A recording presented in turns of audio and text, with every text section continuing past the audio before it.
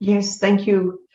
Well, I'll just tell you about me. When I came to the Ho'oponopono, as I said, I had good enough access to consciousness, but I saw things replaying that I didn't know what to do about. So you have to know where you're at. So maybe you're beginning on your journey, that's possible. Or maybe you've done a lot of practice. Maybe you're a spiritual veteran at practicing. So depending on where you are, you're going to see that it really all depends how conscious you are throughout the day, right? I mean, if I'm not conscious, I don't know that things are replaying and I'm caught in the mind, believing what I'm replaying, which is probably something to do with the past, as most of us have, and maybe how we could have done better, or something we've heard in the past that we've registered we're not good at something or will never amount to anything.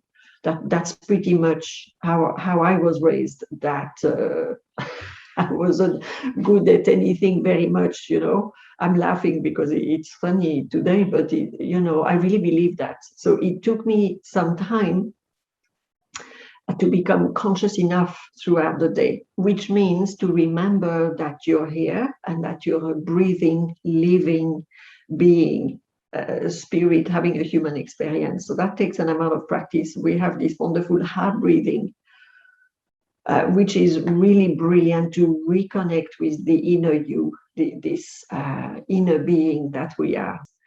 And the minute I become conscious, straight away, I can catch if I hear or see or sense a memory replaying, So maybe for many years, maybe for many, months or weeks or days, it depends where we're at, of the mind saying, I'm not good at anything, I've never managed anything really well in my life, or I don't have talents like other people, or I'm not gifted. This is all the data, right? This is all the data replaying, drowning inspiration. And inspiration is the voice of its divine intelligence, that of which you're a fractal in connection with all day, every day. And so it took me a number of years to regain access at all to my inner being, or that's, we call it zero so really good to be aware every minute of the day as you go to work. Maybe you're in transport, maybe you're driving your car, etc., to just be aware, as often as possible, and catching the programming that says you can't change job and you don't have any talents. None of that is true, of course.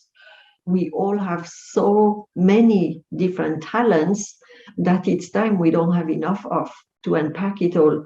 And maybe you're inspired to, study something new in the evening or at the weekends, or maybe you're not. Maybe you're feeling, absolutely fulfilled and satisfied with what you do.